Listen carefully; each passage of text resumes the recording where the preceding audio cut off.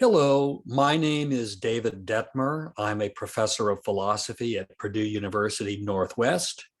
Thank you for joining me for this discussion of Exile or Death, the Case of Socrates. This is part 3 in a series. And so if you have not seen parts 1 and 2, you can get caught up by going to those 2 videos, which are available on this very same channel.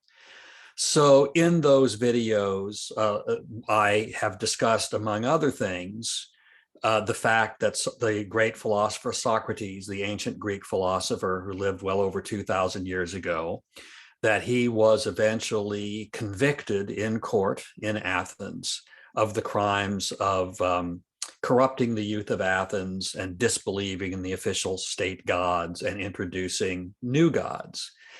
So now he faces sentencing. And the procedure that was used in Athens at that time is a criminal trial was a bifurcated procedure. First, a trial to determine guilt or innocence. And if the person was found guilty, then there is a separate hearing to determine what the penalty would be. And usually the way this would go is the prosecutor ask for a very severe penalty. The convicted person would suggest something serious but less severe. And then the rule was that the jury could not split the difference or come up with their own penalty. They had to pick one or the other, either the one that the prosecutor requested or the one that the convicted person offered as an alternative. So if the prosecutor were to ask for death, then the convicted person might propose instead exile or a prison sentence or a fine.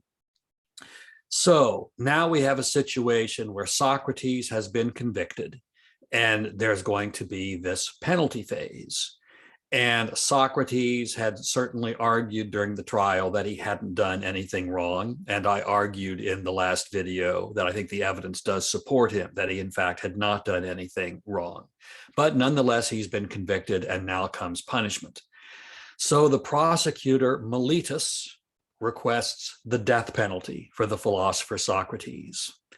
So you might expect Socrates to propose instead exile, a short prison sentence, a fine, something of that nature. What does he say instead?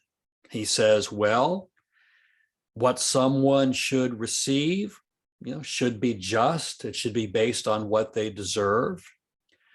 I have provided a great service to the people of Athens by discussing philosophical questions with them, challenging them to think about what is important, challenging them to think about, what values they should stand for and how they shouldn't waste their lives on trivial things. I've posed these questions.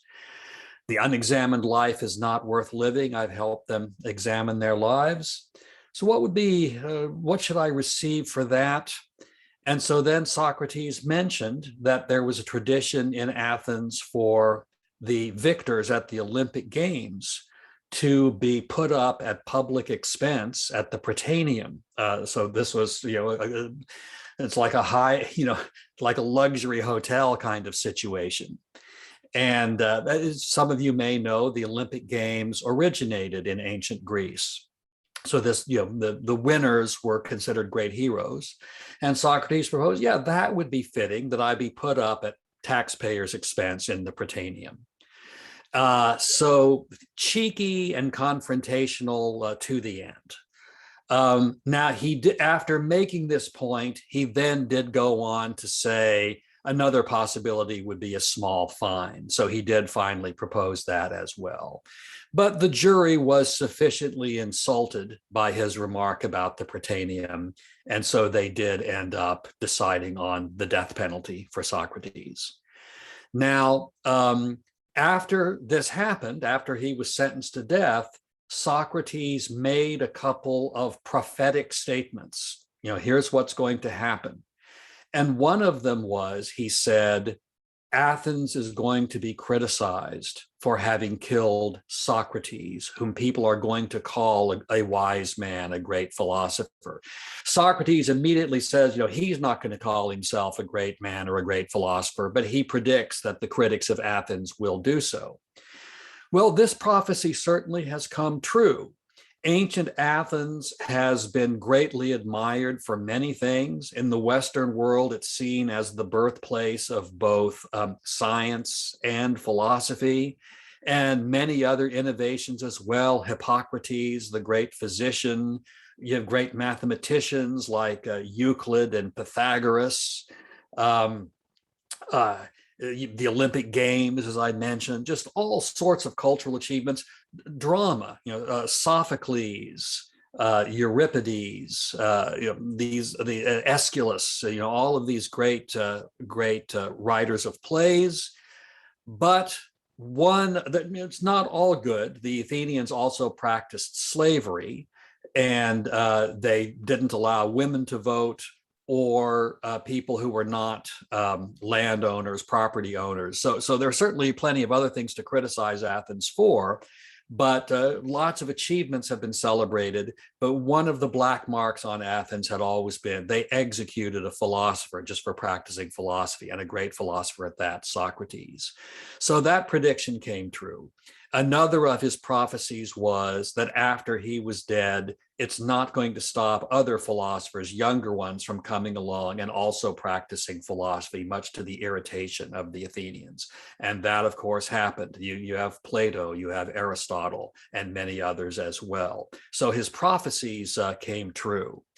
Now, finally, turning to the issue of exile, which is the main theme of this series of videos. He does talk about proposing exile, but he says something very, very strange. He says, well, the problem with that is it really wouldn't be a solution for me, because just as I've been persecuted and prosecuted for practicing philosophy here in Athens, the same thing would just happen anywhere else I go. If I go to another city, they're not going to like me practicing philosophy, and they're going to come after me too. And I'll be driven out of that town, and I'll have to go to another, and I'll be just going from town to town to town, and it's just not going to work. Now, this was an illogical thing for Socrates to say, and Socrates was certainly someone who was very competent in logic. So I'm not sure how to explain this. But here's how we know it was an illogical thing for him to say. Very shortly after having said that, this is so he says this during the penalty phase when they're trying to determine, what the penalty will be. He ruminates about various possibilities, in this case, exile. Then when they decide on death, he makes another speech, and I'm going to read from a translation by Reginald Allen what he had to say right at the beginning. He says, "For the sake of only a little time, gentlemen of Athens, you are to be accused by those who wish to revile the city of having killed Socrates, a wise man. For those who wish to reproach you will say I am wise, even if I am not.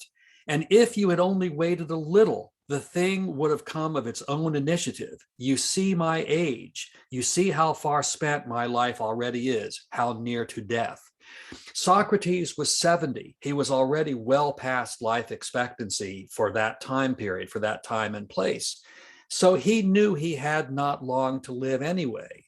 So given that, what is this business about how I'm going to be driven from city to city to city? He doesn't have time for that to happen. And it had taken until he was 70 for him to be driven out of Athens. So it really is a very poor argument. And I think Socrates was certainly smart enough to see that it was. He did talk also about the idea of not practicing philosophy. Maybe I could go elsewhere and just stop philosophizing. He says, no, that's not what I'm going to do. Socrates felt that was sort of his mission in life. And so I'm thinking, well, if he felt so strongly about that, why not continue to do it to the end? Go to another city and continue to practice philosophy, even if there is a chance you'll be driven out of the next city and the one after that. So there are a couple of ways I think this really doesn't make a lot of sense. It does bring up a point about exile, however, and that is that exile is not always a solution. If someone has a problem in the country they're in, it's not always the case that going somewhere else would solve it. However, in the case of Socrates, the possibility of exile comes up one more time, and that's when his friend Crito comes to visit him in prison when he's awaiting his execution, and offers him a chance to escape, to get away from prison and go to another place. I will talk about that next week in part 4 of this series, Exile on Death, the Case of Socrates. Thank you so much for viewing this video, and I hope you'll come around next week to see the next one. Take care, everyone.